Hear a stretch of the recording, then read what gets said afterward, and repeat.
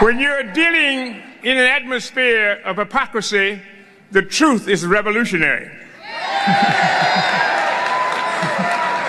So we have Donald Trump, and he's going to be the next president of these great United States.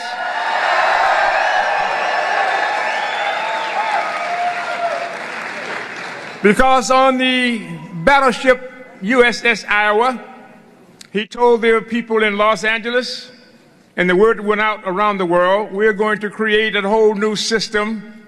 We're going to take this system apart.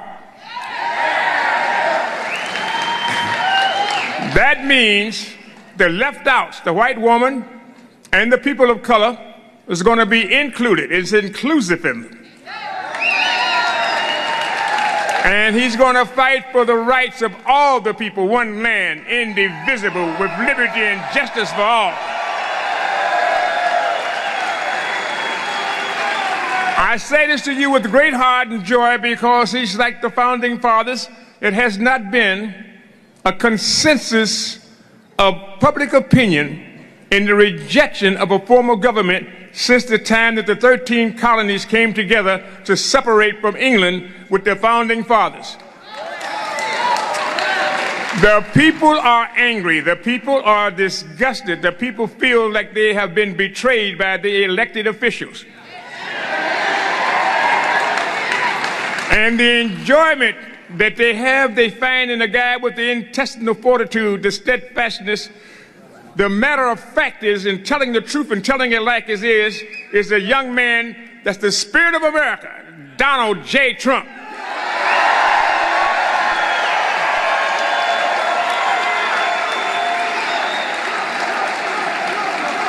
There you go. You know, give it that call because he's going to put everything in anything in all of his efforts. And it's very difficult, you know, because we have been excluded. The white woman and the people of color have no rights. They play the game. The system is almighty. And naturally here with what did that lady call us, a super predator or something, but she said she was sorry. But what we do is we... You tell a lie, you make a promise, and then you apologize. You tell a lie, you make a promise, and then you apologize. You know what I mean? This has been going on for 400 years now, and we're going to try to bring back that change, to bring the government back into the hands of the people.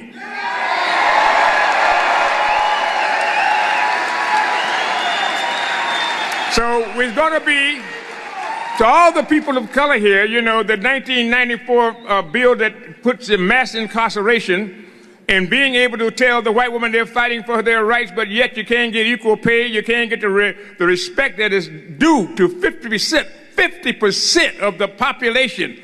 You know what I mean? They got to be able to still be fighting for their pay and the right to be able to speak about their own body, to have any rights, no rights, the unalienable rights of God-given rights of life, liberty, and the pursuit of happiness is being denied. You must recognize that Trump is a spirit. He's the spirit of America that says, yes, I can, when everyone says, no, you can't.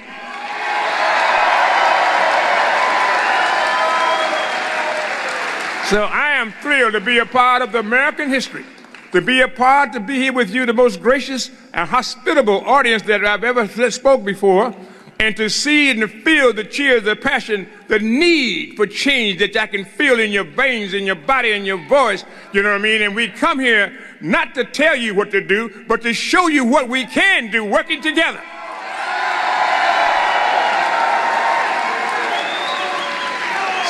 So I'm just delighted. I'm thrilled beyond recognition and depiction. I can't describe the feeling, but I got a young man that's coming behind me, a man that is standing up. I'm like a John the Baptist, a voice crying in the wilderness, one that's coming greater than I.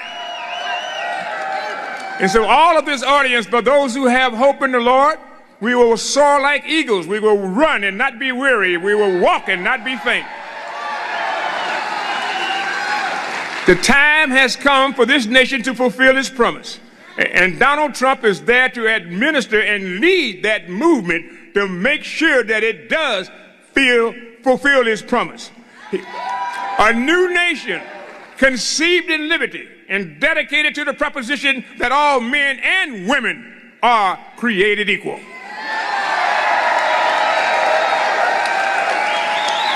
So I say, without further ado, I'm going to bring the dynamic governor from Indiana, Governor Pence, who's going to be the vice president to this inimitable and I just get so excited, this takes my breath away, you know, to this great leader that we have standing in the background here, that will be coming out to see you and address you and to tell you and let you feel what he feels and he feels what you feel, and together it's going to be a dynamism that can't be stopped. We're on the move and there's no stopping us now. Trump time. What time is it?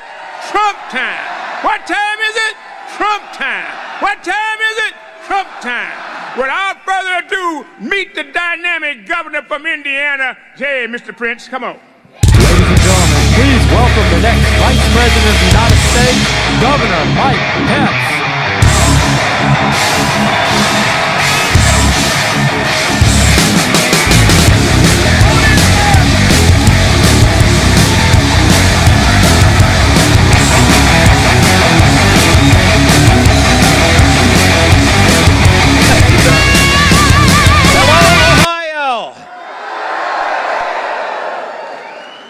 Thank you for that warm Buckeye State welcome. I'm Mike Pence.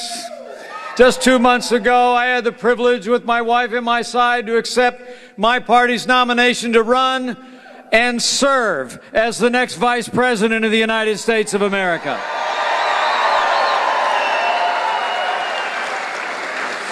And I got to tell you, I accepted that invitation in a heartbeat, because you have nominated a man for president who never quits. He's a fighter. He's a builder. And until very recently, it seemed like he was out there fighting all on his own. But now this movement is coming together. This party is coming together. Ohio is coming together. And we're going to make Donald Trump the next president of the United States of America. Just 47 days away from when this good man begins his journey to the Oval Office and to bring America back. You know, Donald Trump has a plan. He has a plan that millions of Americans are embracing each and every day. It's a plan to put America back to work again, to make sure this economy that's been stifled under the weight of the policies of Barack Obama and Hillary Clinton is let loose with more freedom, less taxes, less regulation, and repeal Obamacare lock, stock, and barrel. Donald Trump will rebuild our military, restore the arsenal of democracy, and ensure that we stand with our allies and stand up to and defeat those who threaten our freedom and threaten our people. Donald Trump will stand strong with those who wear the uniform of law enforcement on the thin blue line all across Ohio and all across America. Donald Trump will end illegal immigration once and for all, enforce the laws of this nation for the people of this nation, and he will make appointments to the Supreme Court of the United States of America that will uphold our Constitution and all our God-given liberties. And I'm happy to tell you, Donald Trump is in the building. In just a moment, you're going to hear directly from him. His vision that's literally mobilized tens of millions of Americans into a movement that will make America great again. People all across this country see what you and I see more and more every day. They see that in Donald Trump is a man who actually embodies the spirit of America. Strong, freedom-loving, independent, optimistic, and willing to fight for what he believes in, and he's going to fight for the American people every day, all the way to the White House. So let me say to all of you, here in Ohio, a state that always looms large in our national elections, but particularly so this year, for the sake of our security, for the sake of our prosperity, for the sake of our Supreme Court and our Constitution, and for the sake of ensuring that the highest standards of integrity are in the highest office in the land. Ohio, we ask you today to decide that we will not rest, we will not relent until we make Donald Trump the 45th President of the United States of America.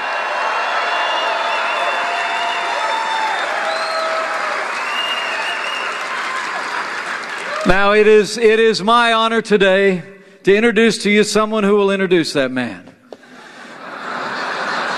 But I'll tell you what, it's really cool for me. Because while this guy got his start in Ohio, played a little basketball for Ohio State, we brought him over to Indiana for a while. 11 Big Ten championships. One of the winningest coaches in the history of basketball, in the Basketball Hall of Fame, in the College Basketball Hall of Fame. You love him here in Ohio. We revere him in Indiana. He is an ardent supporter of our next president. Will you join me in welcoming the one and only Bobby Knight to the stage?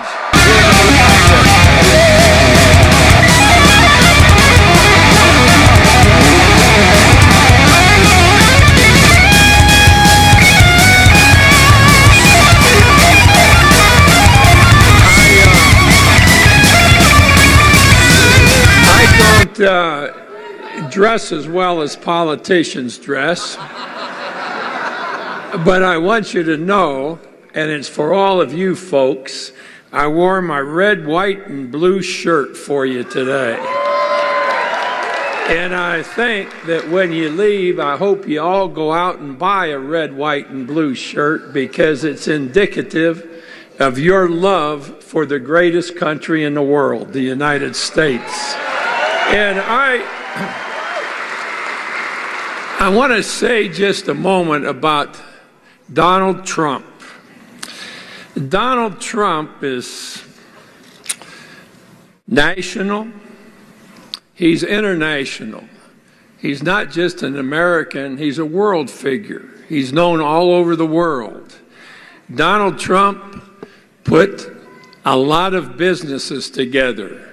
United States, around the world, a lot of businesses, created a lot of jobs, thousands of jobs for people around the world. And there's something, when I coached, we had to do two things.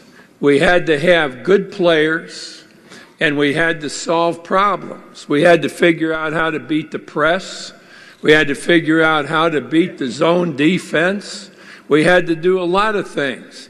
There's nobody that I've met in my lifetime that has a better grasp of how to correct mistakes and how to look at what's wrong and how to correct what's wrong and how to get it going right.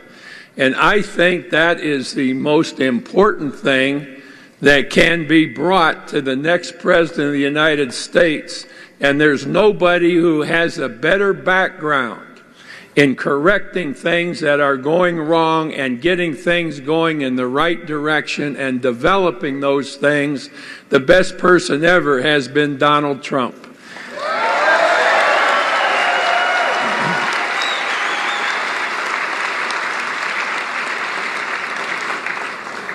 Believe me when I tell you, I think you're all going to agree on this. Our next president is going to inherit a hell of a lot of problems. And it's going to take a problem solver to get us back where we want to be and where we should be. And there is no one that even comes close to being smart, tough, and dedicated completely to the United States of America. Let's put Donald Trump in that position so he can get us back where we belong.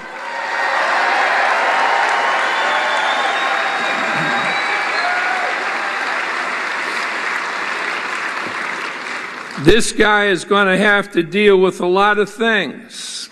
He's going to have to deal and inherit a national debt larger than we've ever had. He's going to have to deal with immigration problems, and on and on. But again, I throw out to you, and I'm a history major. I've studied history, I think, as much as anybody has, and without any reservation, I've come to the conclusion in getting to know Mr. Trump that when I need somebody on my side to help us with problems, he's the first man I want to choose and the first man I want to see.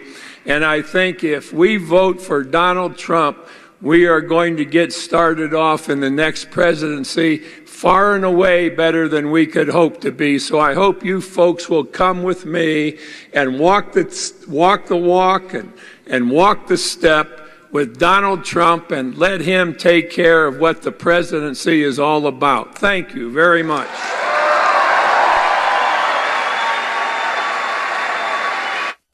Ladies and gentlemen, please welcome the next President of the United States, Mr. Donald J. Trump.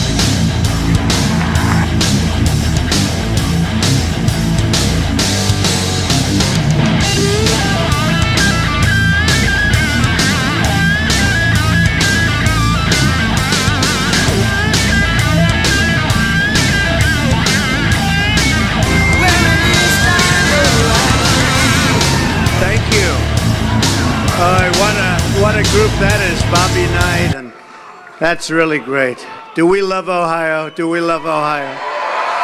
But having Bobby Knight and having Don King and our vice president, he's going to be a great vice president too, I can tell you that.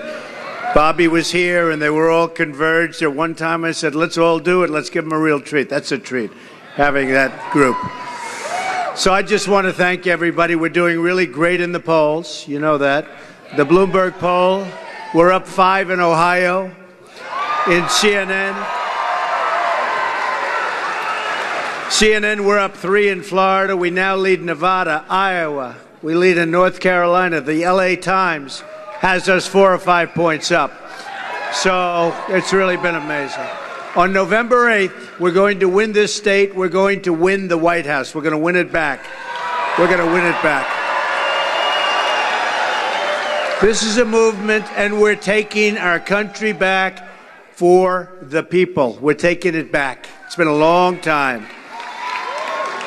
As I travel the country, the crowds get bigger and the enthusiasm grows. Thousands of people outside, they just left because they figure we can't get in unless somebody wants. Would anybody like to give up their seat?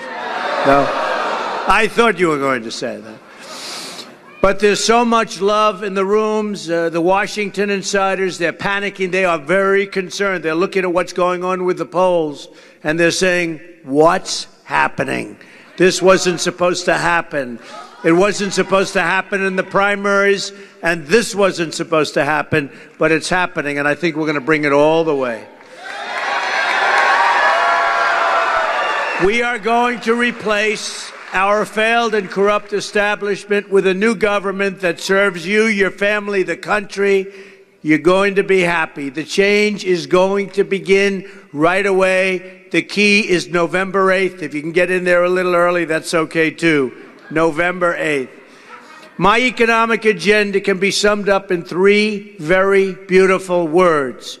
Jobs, jobs, jobs. We have to bring our jobs back. On my first day in office, I'm going to order a review of every single regulation and executive order issued by President Obama. All job-killing regulations and all illegal executive orders will be immediately terminated. Excessive regulation costs our economy $2 trillion a year. You believe that? $2 trillion a year. I want to put that money back into the pockets of the American people where it belongs. I am going to direct the Department of Commerce to identify every single violation of our trading rules by our foreign competitors, who, in many cases, cheat. We will apply every lawful remedy to end these trade abuses once and for all. We have no choice. We're going to end them. Trade will be fair and reciprocal, and products will be made in America and sold all around the world like we used to do it, when we were smart. We're going to pass one of the biggest and boldest tax reforms and tax reductions in American history. It's going to include a 15% tax rate for all businesses, small and large, making our country a magnet for new jobs. That's 15% down from 35%. Income taxes will be cut dramatically for the workers. And I mean the really hard workers. You're paying too much tax, folks. Everybody knows it. So for the workers, the middle class, families, everybody, we're having a major tax reductions. And I will tell you, Ivanka Trump wants child care taken care of, and we're going to do that, okay? Also, on my first day, I'm going to ask Congress to immediately send me a bill to repeal and replace Obamacare.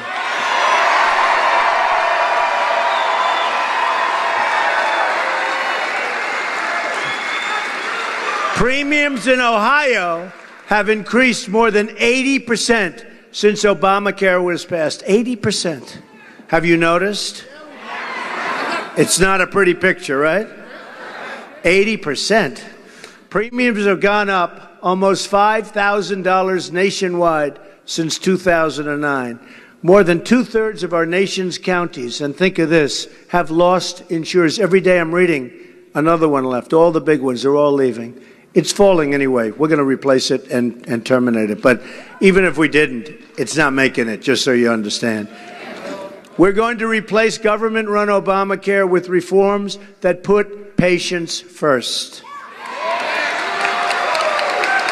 These reforms include expanding access to popular health care savings accounts, empowering Americans to shop for their insurance so that they can really have great choice right across state lines, and to block granting, and really important, Medicaid to the states so they can design innovative solutions to the best, and it's going to be solutions, folks, that best serve you, your families, your children, the whole thing, best serve you.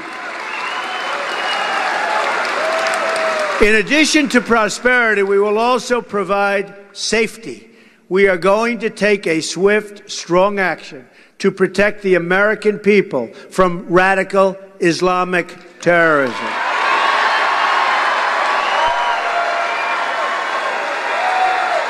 In recent days, terrorists have attacked in New York City, New Jersey, and Minnesota.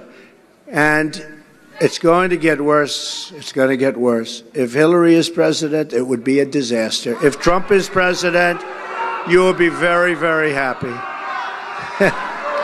No.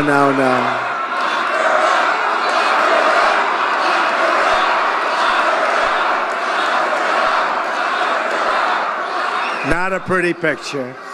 But if Trump is president, you watch how good it will be. It will be a whole different story. These attacks, like so many others, were made possible because of our extremely open immigration system. It's time to put firm immigration controls in place. Extreme vetting, right? Extreme vetting. To quote the Bipartisan Commission, 9/11, it is perhaps obvious to state that terrorists cannot plan and carry out attacks in the United States if they are unable to enter our country. How about that? That is why on my first day in office, I will immediately suspend the admission of Syrian refugees. President Obama wants to bring in another 110,000 refugees next year. Hillary Clinton wants a 550% increase over Obama's numbers of Syrian refugees, and we know nothing about the people. Altogether, the Hillary Clinton plan would bring in 620,000 refugees in her first term. Her plan would cost $400 billion in terms of lifetime welfare and entitlement costs. Think of that. not only the danger of it all, this isn't only a matter of terrorism, but also a matter of quality of life. We want to make sure that we're only admitting those into our country who support our values and love, and I mean love, our people. Pew polling shows that in many of our countries,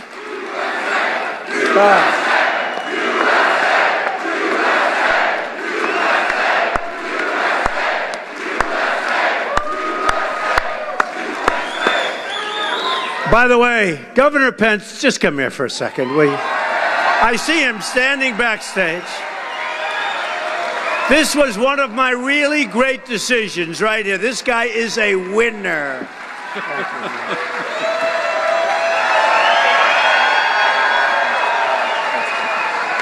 Great guy and a great family. Pew polling shows that in many of the countries from which we draw large numbers of immigrants, extreme views about religion are commonplace. For instance, according to Pew, a majority in Afghanistan and Pakistan say honor killings of women are often or sometimes justified. A majority in these countries also support the death penalty for those who leave the faith. We've admitted tens of thousands from these countries in the last few years with no effective screening plan in place. We have no idea who we're letting in. We have no idea. You see what's happening. In fact, Hillary Clinton, as Secretary of State, admitted multiple refugees who were later charged with terrorism-related activities, bad ones. The State Department administers the refugee program. Hillary had the chance to put the needed protections in place, and she didn't do it. And now she's running. She's going to be so tough. She's going to be so tough. Not going to be tough. Not going to be tough. Hillary Clinton won't even say the words radical Islamic terrorism. She won't say the words. Hillary Clinton, she talks tough about my supporters. That's what she does. But she doesn't want to talk about Islamic terrorists. She calls the patriotic Americans who support our campaign, many of them cops and soldiers, deplorable and irredeemable. She won't use the same words to describe Islamic extremists who believe in the oppression of women, gays, and people of different faiths.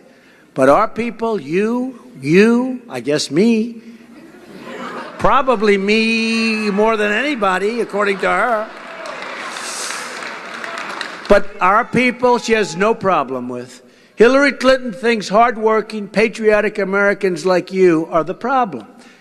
She doesn't get it, and she doesn't understand how democracy works, believe me. Public servants are just that. They're there to serve you. But the only people Clinton has ever served are the special interests and her donors.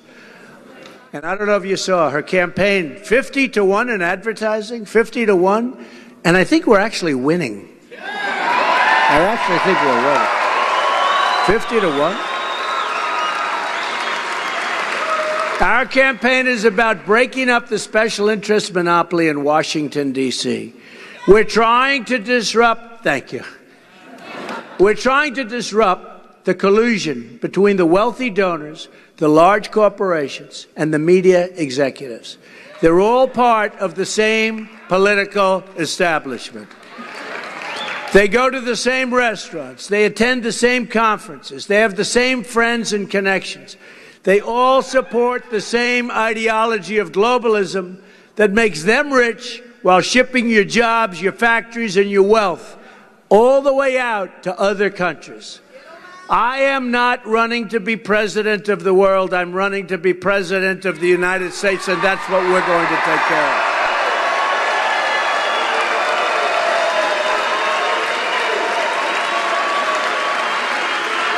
of. We're going to take care of our country. Wow, look at all the people up there. It's a big balcony. Hello, balcony. I am for America, but specifically I am for America first. It's going to be America first. Hasn't happened in a long time. Together, we will rebuild this country beyond our greatest dreams. That rebuilding begins with American manufacturing. Ohio has lost 1/3 of its manufacturing jobs since the Bill Clinton signed NAFTA disaster, which Hillary supported totally. We're going to renegotiate NAFTA to get a fair deal for our workers, and it will be a fair deal, and if it's not, we'll terminate and we'll start all over again, because NAFTA is a one-way road out of our country for our jobs and our money. NAFTA's devastated manufacturing right here in Ohio and in Michigan and Pennsylvania and all over New England and in the state of North Carolina, where I just left. Right now, if Ford builds a car in Ohio and exports it to Mexico, Mexico slaps us with a huge value-added tax or a backdoor tariff.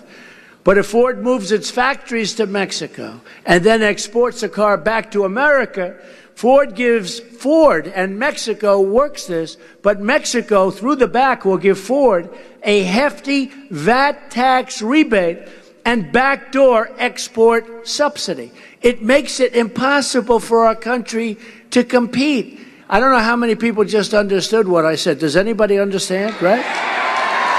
Because it makes it impossible. They made a mistake when they negotiated this deal. We have different tax systems.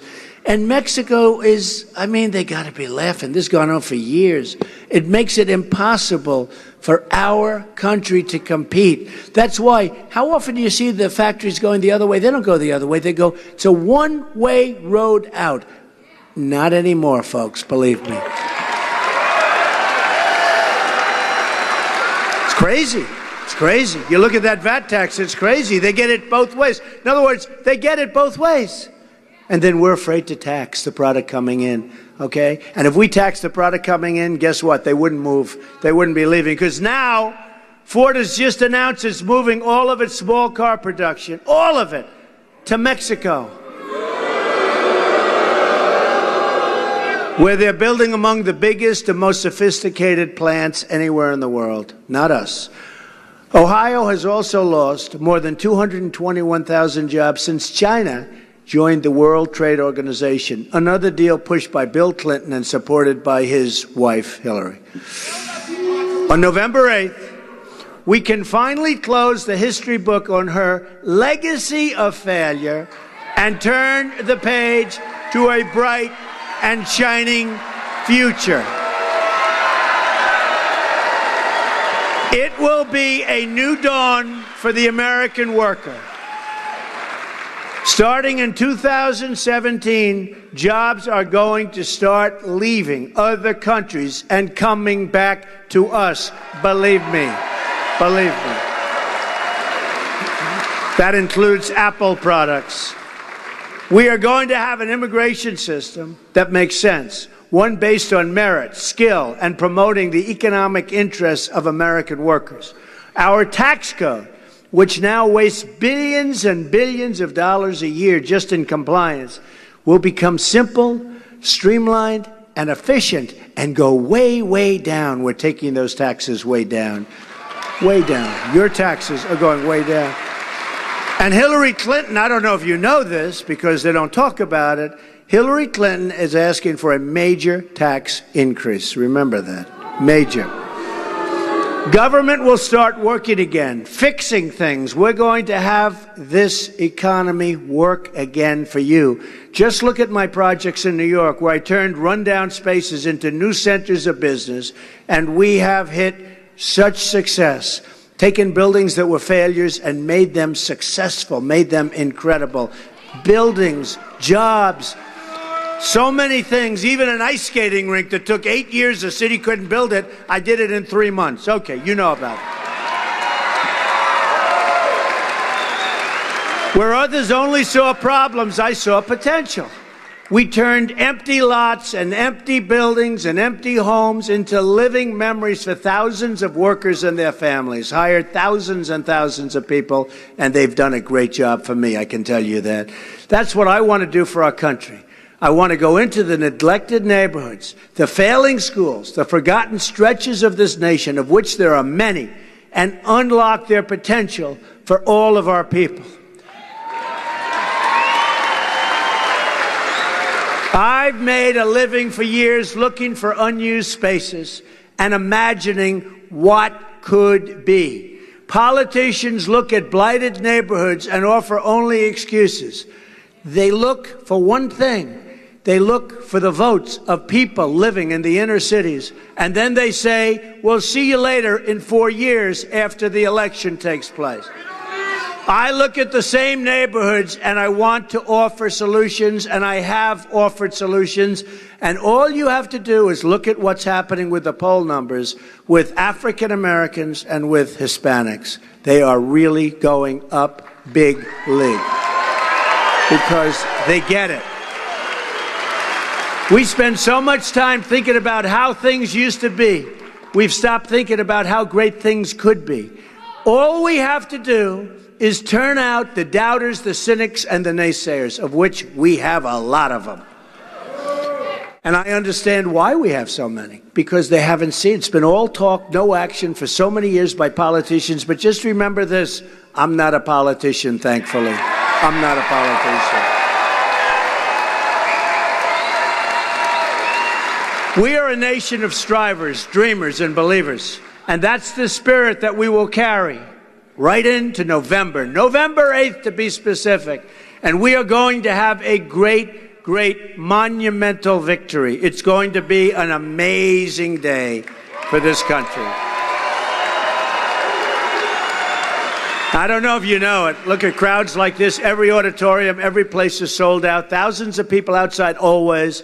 What we have is a movement like they've never seen before. They've never seen it. Many of the commentators, Bill O'Reilly, many of the commentators said it's one of the great political phenomena of our time. But you know what? To me, it's only a phenomena if we win on November 8th. Otherwise, it's not a phenomenon. We got to get some of that Bobby Knight stuff in us, right? He won. He knew how to win, that's for sure. It's that same spirit of resilience I have seen visiting the flood-ravaged towns of Louisiana, where Hillary Clinton refused to go, or meeting the incredible but hard-hit people in cities and towns like Flint, Michigan, where I just left recently. That was a rough sight to look at Flint, Michigan. It's that spirit of strength we need to start winning again as a country. In this effort, no part of our country will be left behind. When any part of our country hurts, we all hurt. Nationwide, nearly 4 in 10 African American children live in poverty, including 45% of African American children under the age of 6. Can you believe that? 45%. We should never accept this level of poverty in our country. And there is no greater anti-poverty program in the world than real good jobs. But to unlock jobs, we must also make communities safe. Crime is rising across this country. More than 3,000 people have been shot in Chicago since January of this year. To the African American community, I say, vote for Donald J. Trump. I will fix it.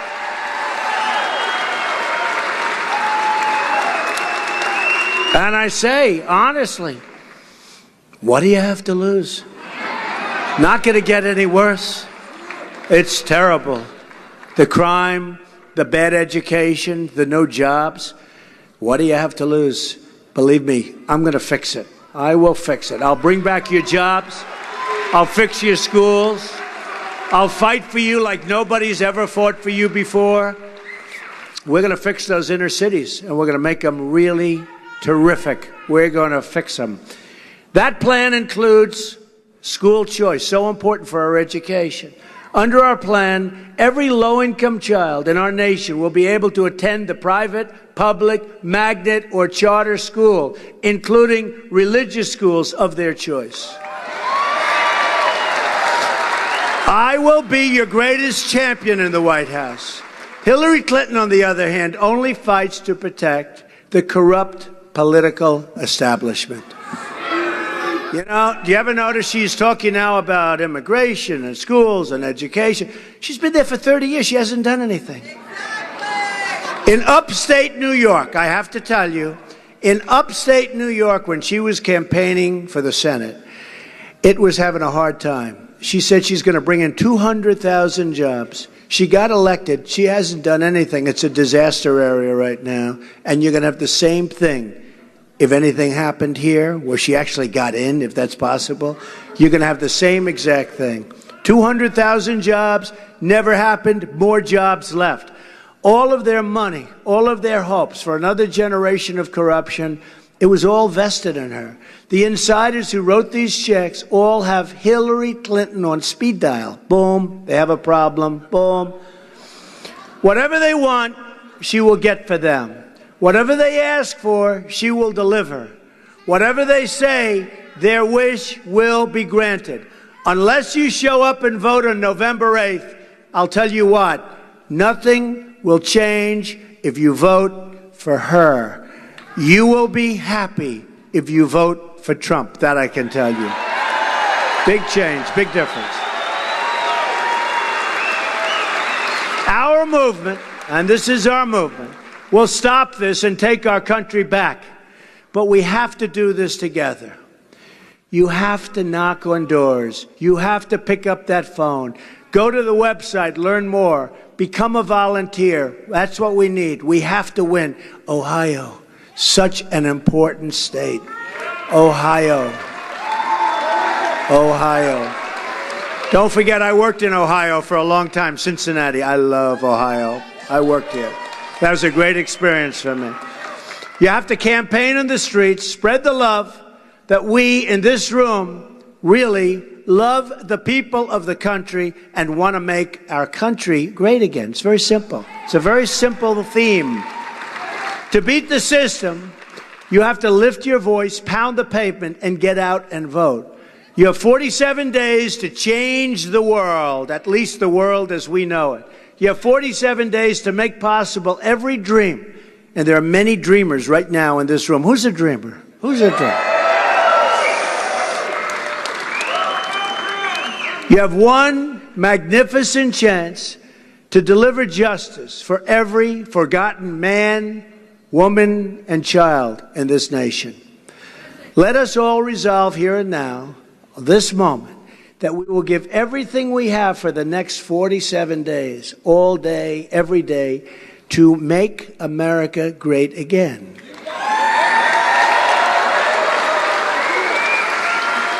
We will change all that has gone wrong in the last 4 years and 8 years.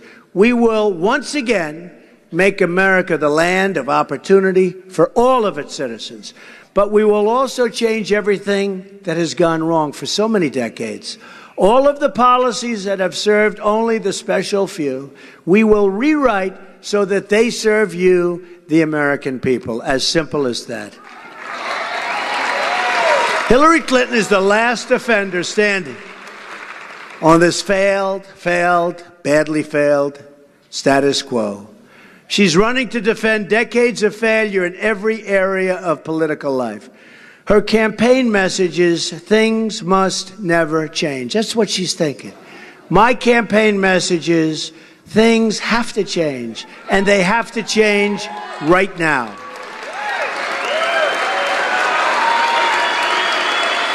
The arrogance of Washington, D.C. will soon come face to face with the righteous verdict of the American voter and worker. On November 8th, we are going to show the whole world that America is back, bigger and better and stronger than ever before.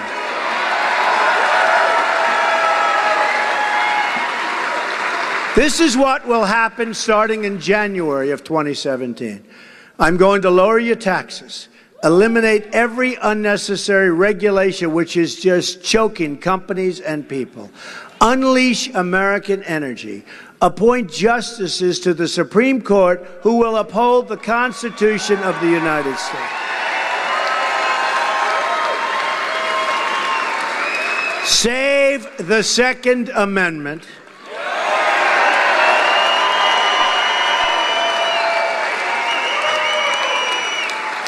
And put the American worker first. We're going to terminate totally Common Core and bring education locally by the people that know what they're doing. We will rebuild our roads, bridges, tunnels, highways, airports, schools, hospitals, all of it, infrastructure. American cars will travel the roads, American planes will soar the skies, and American ships will patrol the seas once again. American steel will send new skyscrapers high into the clouds. American hands will rebuild our nation, not the hands of people from other countries. And American energy, harvested from American sources, will power this nation. And we are going to take care of our miners, and we are going to take care of our steelworkers. They are not. These are special people. Miners. Who's a miner here? I see. Well, they have been pretty badly hurt, let's face it. Farmers, do we love the farmers?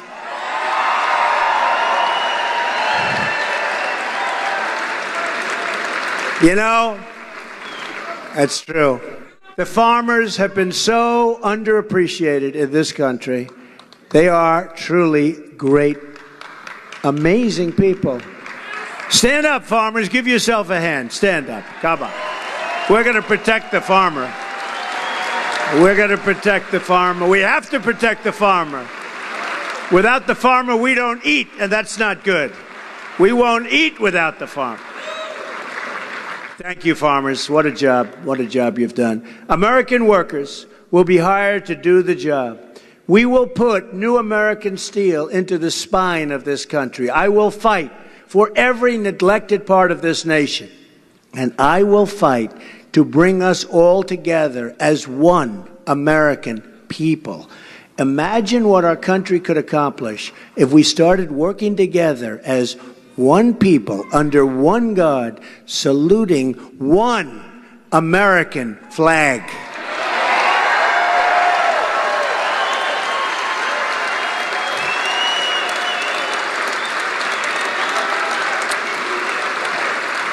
We appreciate that now more than ever, don't we? It is time to break with the bitter failures of the past and to embrace a new, inclusive, and prosperous American future. Jobs will return. Don't you like the sound of that? Incomes will rise, and new factories will come rushing onto our shores.